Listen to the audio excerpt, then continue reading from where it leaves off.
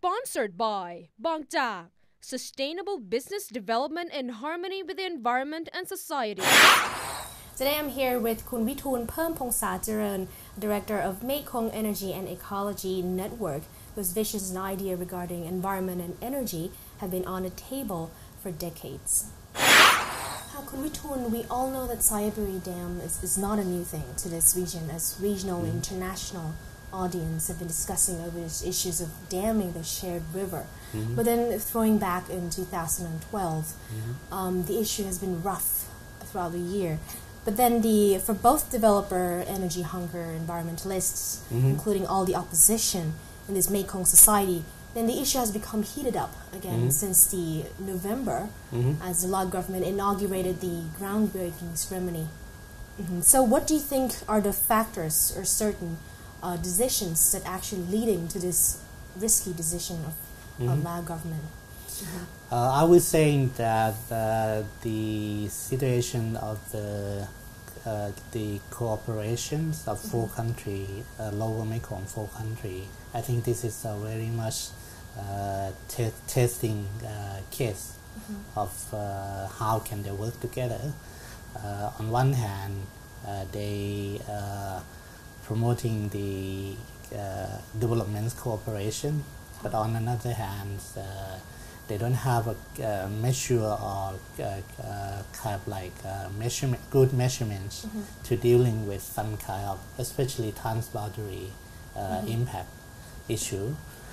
So I would say situation now is like that they couldn't get the consensus. But on another hand, the Lao governments have already signed a contract giving concessions, and the private sector already came in and they want to go ahead. So you can see two parallel levels.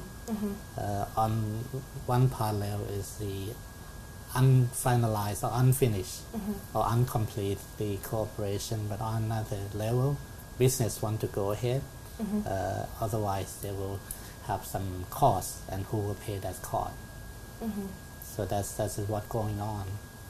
So in my view, I was saying it should be a lesson learned for the future project that they shouldn't allow the private sector to come in until the public process have been finalized. But whenever they let the private sector come in and they deal with some kind of business agreements, then they don't want to, get struck. So, but basically the construction of a dam, had been going on since, I could say 2 years earlier, but then they decided to have a groundbreaking ceremony. So I was saying, in my view, the company, the Chakanshan company, which is also got another concessions, the Namngam 2. So they completed the construction at the Namten 2 site, Namngam 2 site, and then I think they want to continue the works at the Sayaburi. But at that time, the process of the PNPCAs haven't finalized yet. So they try to doing some, what they say is an infrastructure surrounding the project, not direct constructed on the project yet. But people have questioned that who know what the works that they're doing. And then finally, I think they're afraid that it might the news of not continues working might affect to their business. Then they want to go ahead. So the Lao governments announced again that okay, they dry season is coming. They want to go ahead with that. So I think that is what going on now.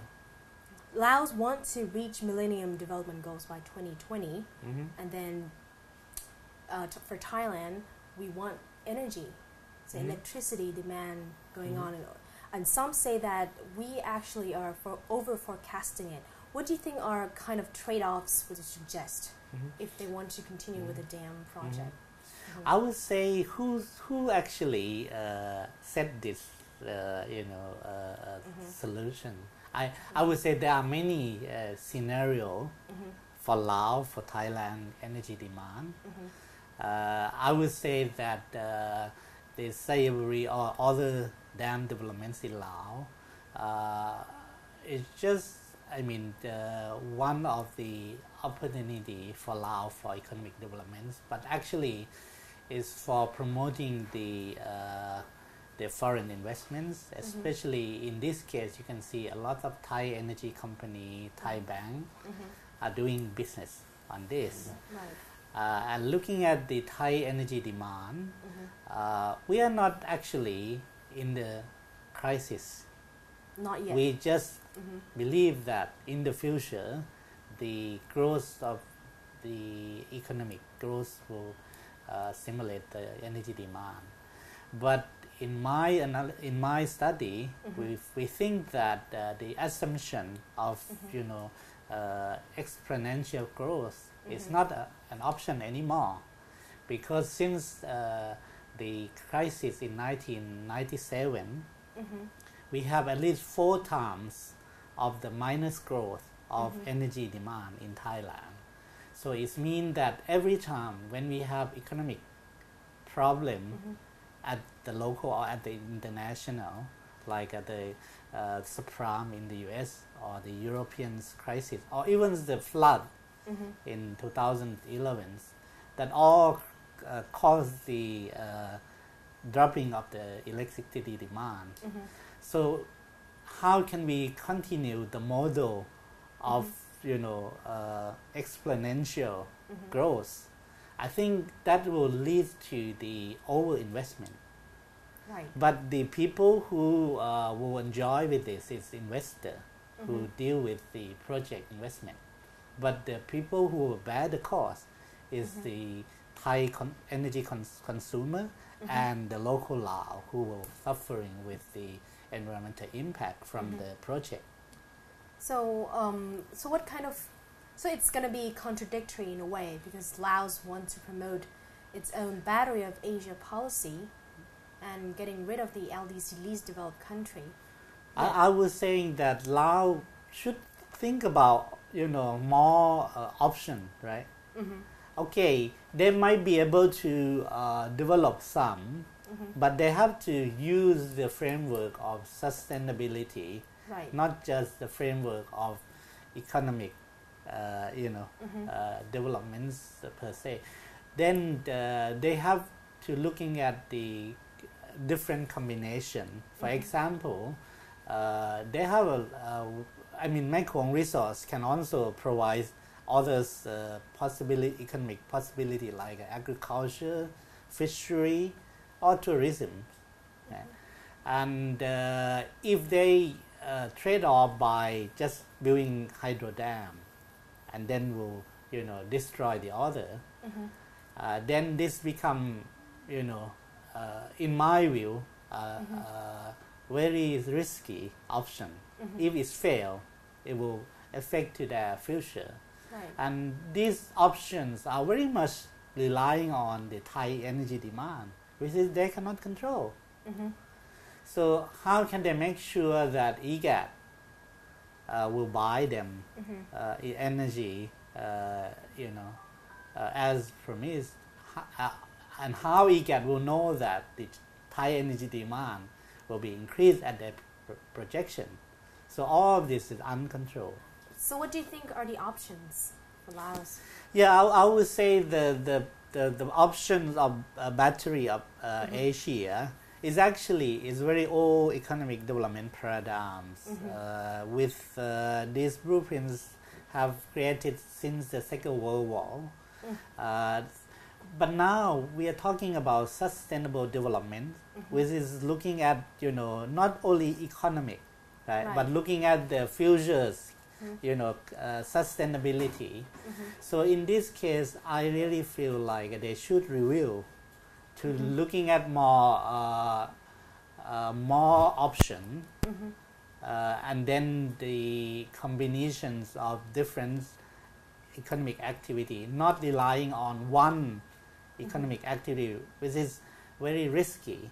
So how can they know that the Thai energy demand will be, following what their forecast? How they will know that the capacity of dam operation, which is rely very much on the rainfall, the water in reservoir, and so on. How can all of this is very risky.